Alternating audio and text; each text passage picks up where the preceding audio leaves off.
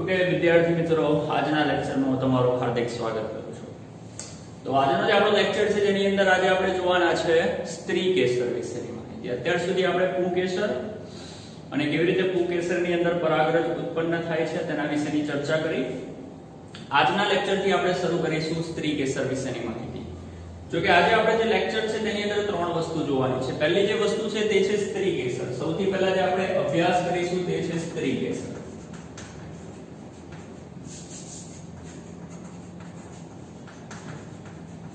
ત્યારબાદ આપણે જે અભ્યાસ કરવાનો છે તે છે મહાબીજાણુધાની.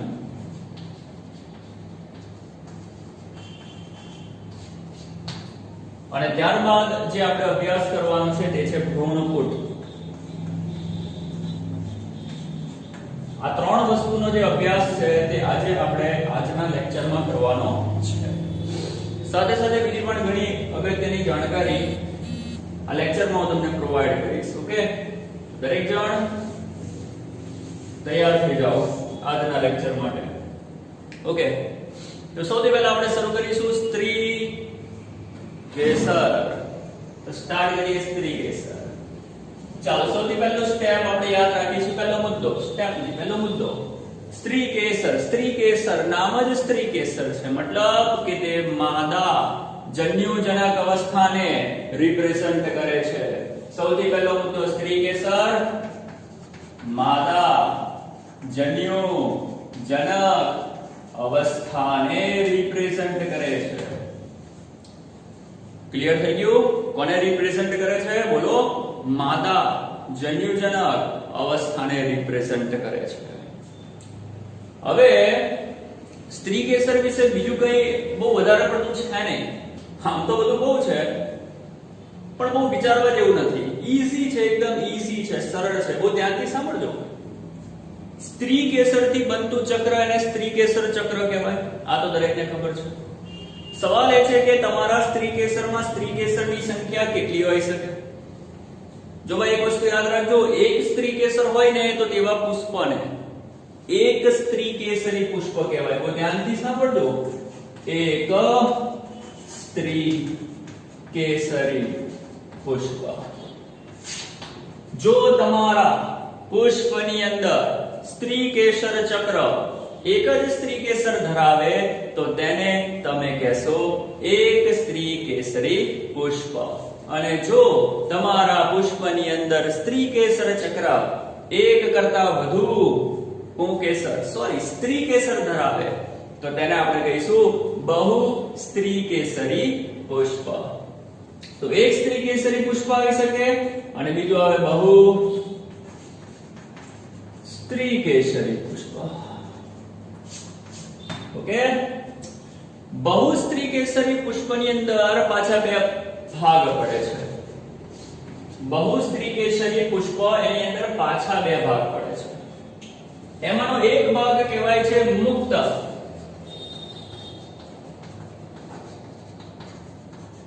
અને બીજો ભાગ કહેવાય છે યુક્ત. બંનેમાં પાછળ સ્ત્રી કેસરી તો લાગશે. એક સ્ત્રી કેસરી પુષ્પમાં તો એક જ સ્ત્રી કેસર હોય, કોઈ વાંધો નથી, અને એક સ્ત્રી કેસરી જ કહેવાય.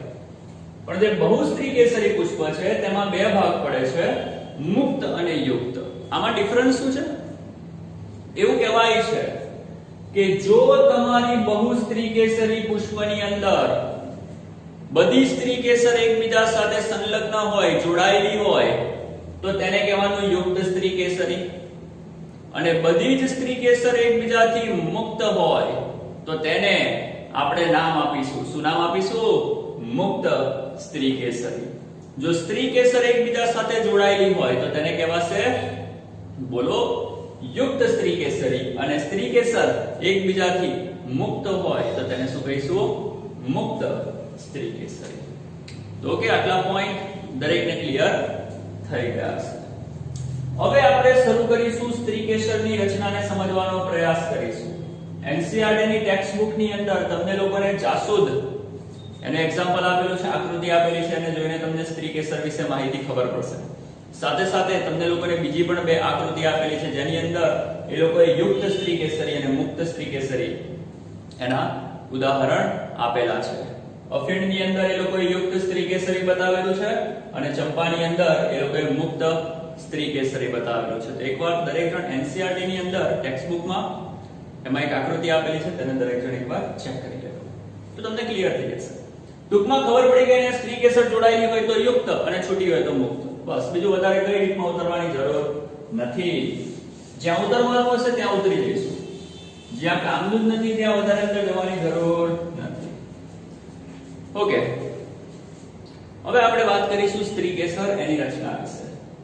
જો યાદ રાખજો, સ્ત્રી કેસરની રચના 3 ભાગમાં વહેંચાયેલી છે. સ્ત્રી કેસર એની રચના 3 ભાગમાં વહેંચાયેલી છે. સ્ત્રી કેસરનો સૌથી દૂરસ્થ છેડો ઓળખાય છે પરાગ આસન તરીકે. હું એને આ રીતે બતાવીશ. સ્ત્રી કેસરનો જે દૂરસ્થ છેડો છે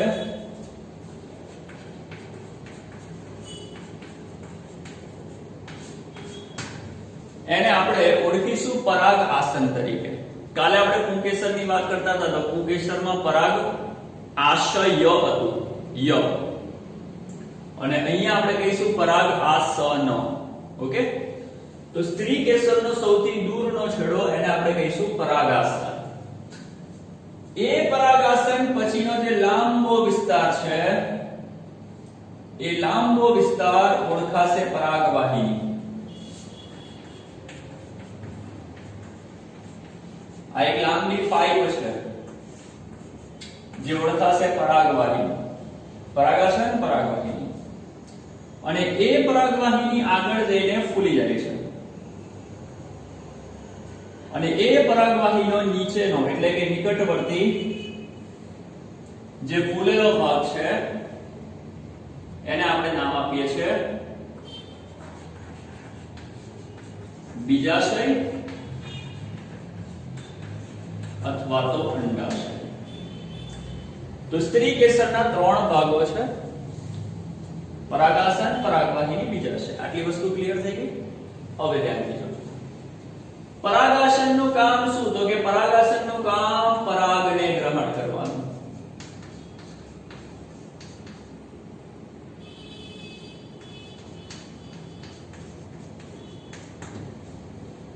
પરાગવાહિનીનું કામ શું? તો કે જ્યારે પરાગાસન પરાગરજને, પરાગ અથવા તો પરાગરજ સેમ જ કહેવાશે, જ્યારે પરાગાસન પરાગરજને ગ્રહણ કરે તો કાલે યાદ કરો આપણે પરાગરજને મુક્ત કરતા હતા ને ત્યારે પરાગરજ 2 પ્રકારની રચનામાં મુક્ત થતું હતું, દ્વિકીય અને ત્રિકીય. ટૂંકમાં પરાગરજની અંદર 2 કાં તો 3 કોષ કેન્દ્ર હોવાના કે નહીં હોવાના? 2 કાં તો 3 કોષ હોવાના કે નહીં હોવાના? હોવાના. તો જ્યારે તમારું પરાગાસન પરાગને ગ્રહણ કરે તો તે પરાગમાં રહેલા કાં તો 2 કોષ, કાં તો 3 કોષ, કાં તો 2 કોષ, કાં તો 3 કોષ પરાગવાહિની મારફતે ગતિ કરશે. જો કે પરાગવાહિની મારફતે ગતિ ના કરે, હું તમને આગળ કહીશ, પરાગ નલિકા મારફતે ગતિ કરે. પણ હમણાં યાદ રાખો, એ જે 2 અથવા તો 3 કોષ છે તે પરાગવાહિની મારફતે ગતિ કરશે અને પરાગવાહિની મારફતે ગતિ કરીને ક્યાં આવશે? બીજાશયમાં.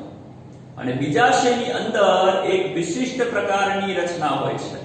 આ જે બીજાશય છે ને, એ બીજાશયની અંદર જરાયુની ગોઠવણી હોય. કોણ હોય? જરાયુ. અને એ જરાયુની ઉપર મહાબીજાણુ શું આવેલી છે? ધાની આવેલી છે. અને એ મહાબીજાણુ ધાની એને તમે કહેશો અંડક. શું કહેશો? અંડક. તો આ છે તમારું પરાગાસન, તેનું કામ પરાગને ગ્રહણ કરવાનું. આ છે પરાગવાહિની, જેનું કામ શું? પરાગરજ અને બીજાશય એને જોડવાનું, કનેક્શન કરી આપશે. બરાબર? જેથી પરાગરજ એની અંદરના કોષો એની મારફતે ગતિ કરીને બીજાશય સુધી પહોંચશે. બીજાશયમાં શું હોય? તો કે બીજાશયમાં જરાયુની ગોઠવણી હોય. એ જે જરાયુ છે તેના ઉપર કોણ બેસેલા હોય? તો કે જરાયુની ઉપર બેસેલી હોય મહાબીજાણુ ધાની. મહાબીજાણુ ધાની એટલે કે શું? અંડક. સવાલ એ છે કે અંડક કેટલા હોઈ શકે? તો કે અંડક એક પણ હોઈ શકે અને અનેક પણ હોઈ શકે. અંડકની સંખ્યા એક પણ હોઈ શકે, અંડકની સંખ્યા એક કરતા વધુ પણ હોઈ શકે. તો બોલો, આટલી વસ્તુ દરેકને ક્લિયર થઈ ગઈ? તો કોમન માહિતી છે તો આટલી વસ્તુ તમે એકવાર ચેક કરી લો, જોઈ લો સ્ત્રી કેસરની રચના, સ્ત્રી કેસરના 3 ભાગ અને કઈ રીતે કામ કરશે. ત્યારબાદ આપણે આગળ બીજાશયની અંદર આવેલું છે અંડક. એ અંડકને હું અહીંયા રિપ્રેઝન્ટ કરીશ આ રીતે. હવે આપણે થોડી અંડક વિશે માહિતી જોવાની છે કે અંડકમાં શું શું હોય. અંડકોષ, સહાયક કોષ, પ્રતિધ્રુવીય કોષ, દ્વિકીય કોષ કેન્દ્ર. જો કે આપણે એના વિશે માહિતી જોઈએ, પહેલા એકવાર આટલી વસ્તુ નોટ કરી લો. દરેકને ક્લિયર થઈ ગયું? સ્ત્રી કેસર શું છે એકવાર નોટ કરી લો. જે પણ કઈ જોવું હોય તો જોઈ લો, ફટાફટ નજર મારી લો. ઓકે, તો હવે આપણે આગળ વધીશું સ્ત્રી કેસરની અંદર અને સમજવાની કોશિશ કરીશું કોને, તો કે મહાબીજાણુધાનીને. તો હવે આપણે નેક્સ્ટ ટોપિક પર જઈએ છીએ. સૌથી પહેલા સ્ત્રી કેસર વિશેની નોર્મલ માહિતી મેળવી લીધી. ઓકે, હવે આપણે વાત કરીશું અંડક વિશે, મહાબીજાણુધાની વિશે. તો શરૂ કરીએ. ચાલો બહુ ધ્યાનથી જોજો શું હોય.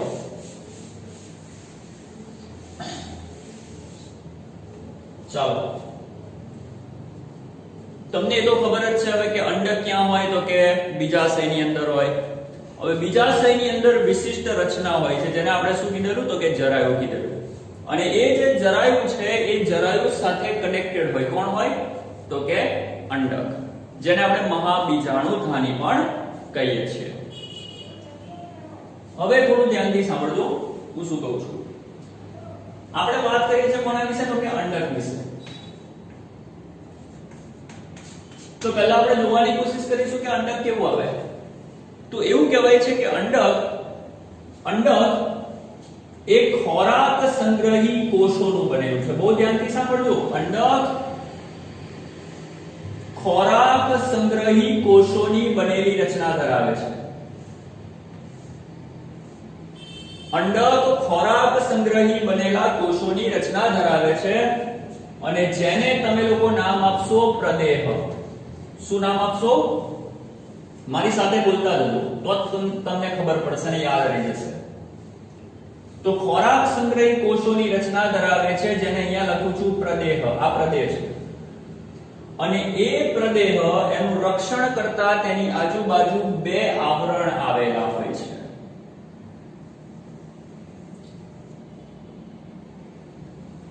આ પહેલું આવરણ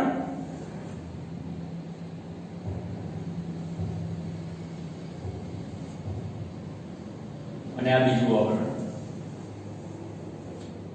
આને અંતઃ આવરણ કહેવાશે અને બાહ્ય આવરણ કહેવાશે.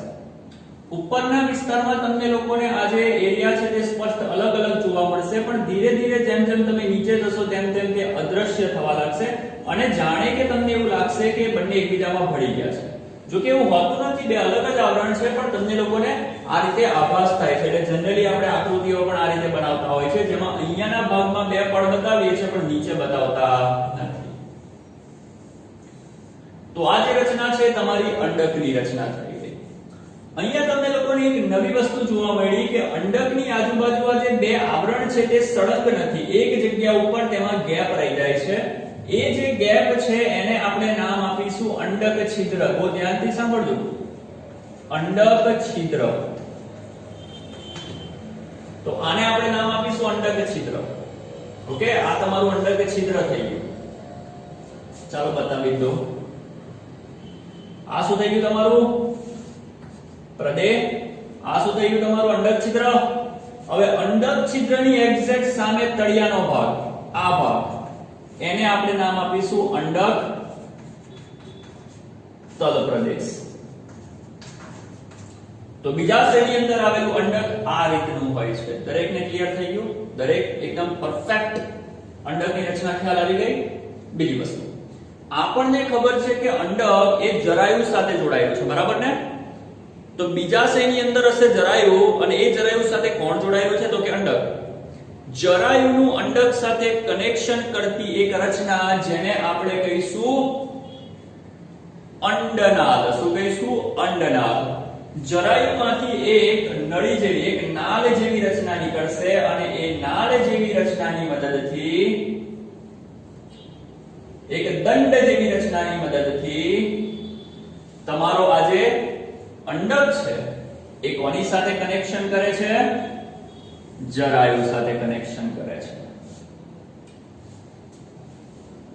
તો જરાયુ, માની લો કે આ જરાયુ અને આ તમારું કોણ અંડક, એ બેનું કનેક્શન કોણ કરાવે? આ દંડ કરાવે. એ દંડને આપણે નામ આપીશું અંડનાળ. તો આ છે તમારું અંડનાળ. અને અંડનાળ અને અંડક એ બેનું કનેક્શન જ્યાં થઈ રહ્યું છે એ ભાગને તમારે કહેવાનું છે બીજ છિદ્ર. શબ્દ ધ્યાનથી સમજજો.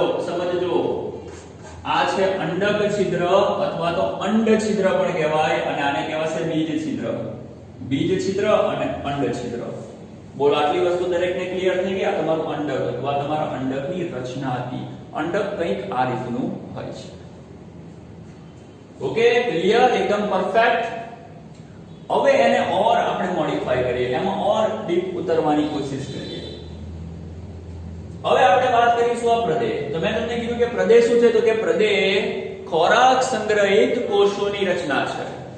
એની અંદર એક કોષ હોય છે જેને આપણે કહીશું મહાબીજાણુ માતૃકોષ.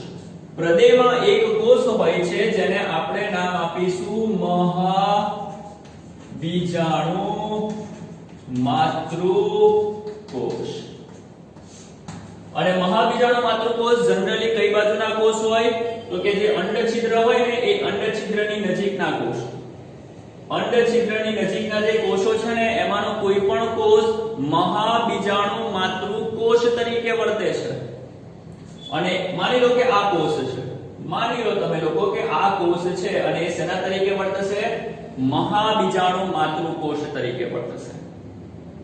જો તે મહાબીજાણુ માતૃકોષ તરીકે વર્તશે તો શું કામ કરશે? મહાબીજાણુ માતૃકોષ અર્ધીકરણમાંથી પસાર થાય છે.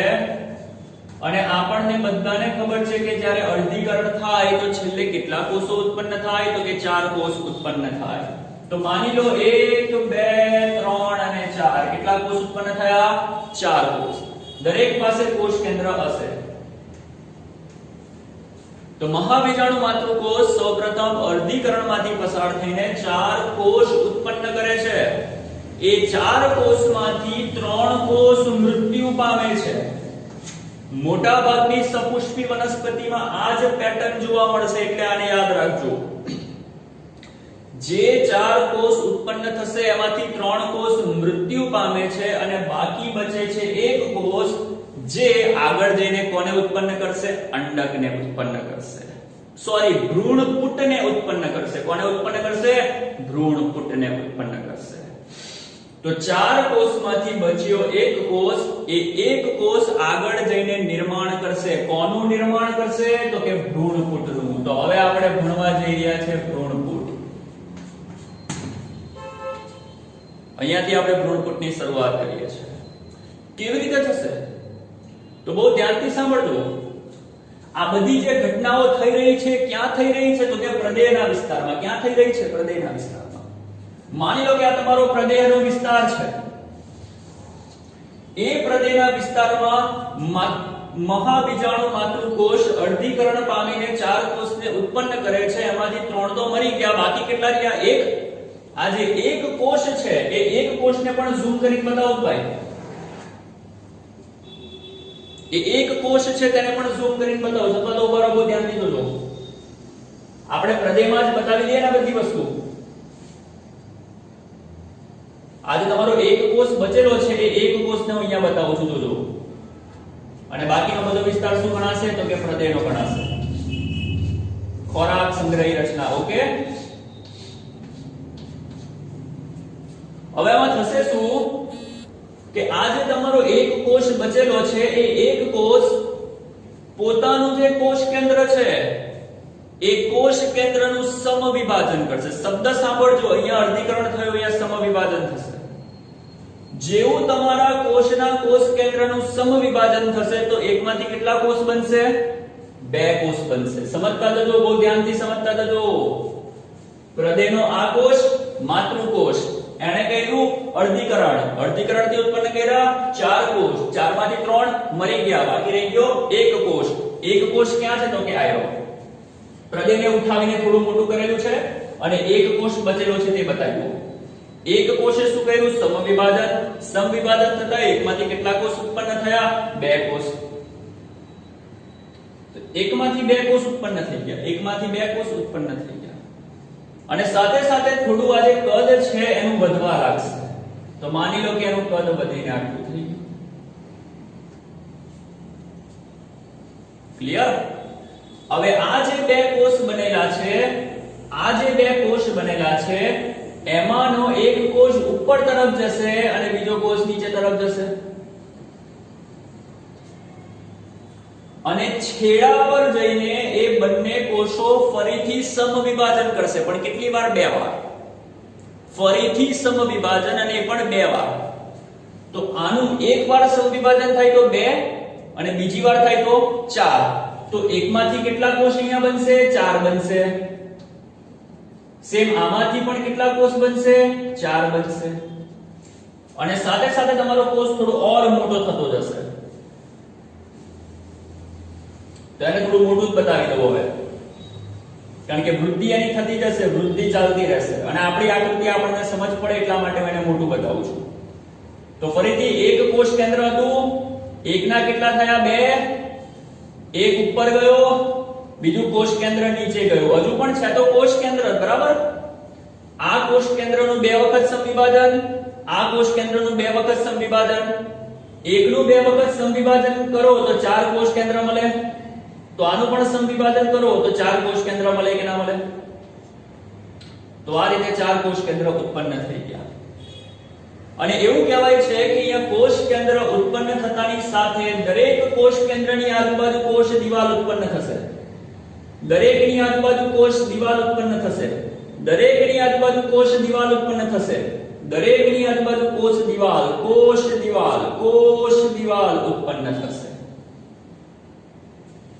2 વખત સમવિભાજન થશે જેથી 8 કોષ બનશે. એ 8 કોષ પોતપોતાની આસપાસ કોષ દિવાલ બનાવવા લાગશે. શું બનાવવા લાગશે? કોષ દિવાલ બનાવવા લાગશે. પણ 2 કોષ કેન્દ્ર એવા હશે કે જે કોષ દિવાલ બનાવે નહીં. જે 2 કોષ કેન્દ્ર કોષ દિવાલ નહીં બનાવે એ બંને કોષ કેન્દ્ર વચ્ચેના વિસ્તારમાં આવીને જોડાઈ જશે. કોષ દિવાલ બનાવી નથી, એ બંને કોષ કેન્દ્ર વચ્ચે પડ્યા રહેશે. અને આ રીતે 1 2 3 4 5 6 7 8 કોષ કેન્દ્રીય રચના. શબ્દ સાંભળજો, 8 કોષ કેન્દ્રીય રચના. 8 કોષ કેન્દ્રીય રચના ધરાવતું ભ્રૂણપુટ રચાય છે. જેમાં વાસ્તવમાં જોવા જાઓ તો 8 કોષ કેન્દ્ર છે, પણ 8 કોષ કેન્દ્રમાંથી 1 2 3 4 5 અને 6 કોષ કેન્દ્ર એવા છે કે જેણે આસપાસ કોષ દિવાલ બનાવી દીધી છે. અને જો કોષ કેન્દ્રની આજુબાજુ કોષ દિવાલ બની જાય તો તેને કોષ કહેવાય કે ના કહેવાય? તો 1 2 3 4 5 અને 6 કોષ થયા અને 2 શું થઈ ગયા? કોષ કેન્દ્ર. તો ભ્રૂણપુટ 6 કોષીય અને 2 કોષ કેન્દ્ર ધરાવતી રચના છે. 6 કોષીય અને 2 કોષ કેન્દ્ર ધરાવતી રચના છે. આટલી વસ્તુ દરેકને ક્લિયર થઈ ગઈ? હવે આપણે નામ આપીશું કોષોને. હવે આપણે શું નામ આપીશું? કોષોને નામ આપીશું. પણ કોષોને નામ આપીએ એની પહેલા આકૃતિને થોડી મસ્ત અને ફર્સ્ટ ક્લાસ બનાવી દઈએ. ચાલો આને પણ હું કેન્સલ કરી નાખું છું, દરેકને ક્લિયર થઈ ગયું હશે, બરાબર? હવે આકૃતિને ફર્સ્ટ ક્લાસ બનાવીએ. ચાલો આ તમારું ભ્રૂણપુટ હતું. ચાલો ભ્રૂણપુટની ઉપર પેલા 2 એને પણ બતાવી દઈએ આ રીતે આવરણો.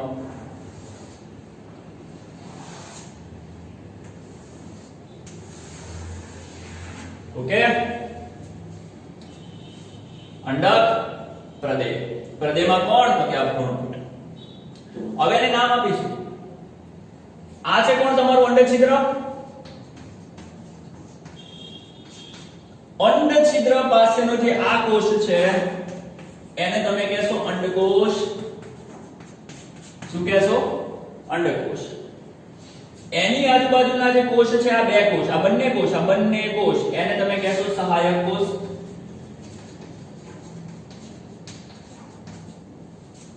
અને અંડકોષની એક્ઝેક્ટ સામેનો મતલબ કે આ તરફના જે 3 કોષ છે એને તમે કહેશો પ્રતિ ધ્રુવી કોષ. ચાલો આટલી વસ્તુ દરેકને ક્લિયર થઈ ગઈ. હા, તમારો ભ્રૂણપુટ પણ જનરલી પૂરું થઈ ગયું, આપણે પતી ગયું, આટલું જ આવે, આમાં બીજું વધારે ના આવે. તો બોલો દરેકને ક્લિયર થઈ ગઈ. પહેલા આપણે વાત કરી સ્ત્રીકેસર વિશે, ત્યારબાદ આપણે કોના વિશે વાત કરી? અંડક વિશે. અને ત્યારબાદ અંડકની અંદર પ્રદેમાં કોણ? ભ્રૂણપુટ. અને ભ્રૂણપુટની અંદર 8 કોષીય રચના, 8 કોષ કેન્દ્રીય રચના, એમાંથી 6 બની ગયા કોષ અને 2 કોષ કેન્દ્ર. બોલો આટલી વસ્તુ દરેકને ક્લિયર થઈ ગઈ? પતી ગયું. આમાં ઓર વધારે કે આવતું નથી. એકવાર ચેક કરી લો, આને નોટ કરી લો, યાદ કરી લેજો. અંડકોષ, સહાયક કોષ, પ્રતિધ્રુવીય કોષ. અને આને આપણે નામ આપીશું દ્વિકીય કોષ કેન્દ્ર. આને આપણે નામ આપીશું દ્વિકીય કોષ કેન્દ્ર. તો બોલો દરેકને ખબર પડી આ વસ્તુ? ચેક કરો. ઓકે, તો આના સિવાય બીજા અમુક પોઈન્ટ જે આપણે જોવાના છે તે છે, જો હમણાં આપણે થોડી વાર પહેલા મેં તમને વાત કરેલી આ કોષની. હૃદયનો એક કોષ વિભાજન પામીને 4 કોષ પેદા કરતો હતો, બરાબર ને? અને આ જે કોષ હતો તેને આપણે શું નામ આપતા હતા? મહાબીજાણુ માતૃકોષ.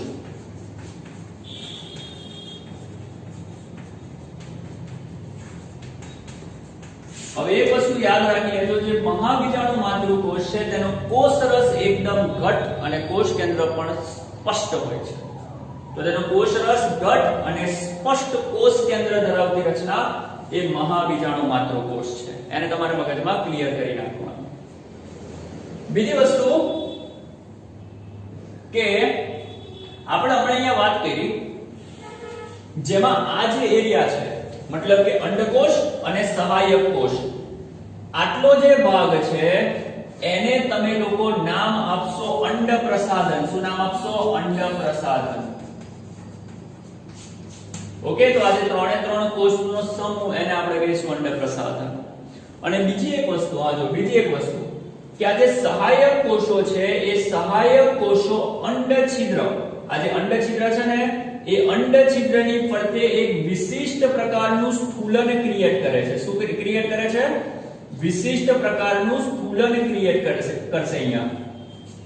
તો જે સહાયક કોષો છે તે અંડછિદ્રની ફરતે શું ઉત્પન્ન કરશે? એક વિશિષ્ટ પ્રકારનું સ્થૂલન ક્રિએટ કરશે.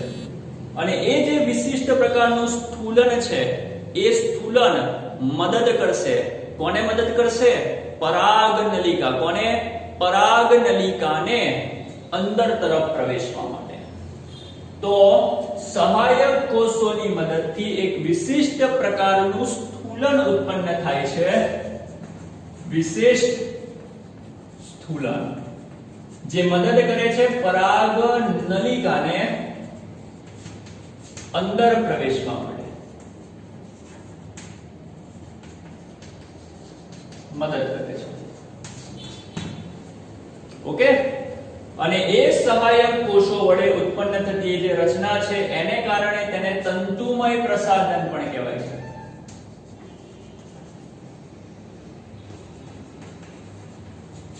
એને આપણે તંતુમય પ્રસાધન કહીશું. ક્લિયર?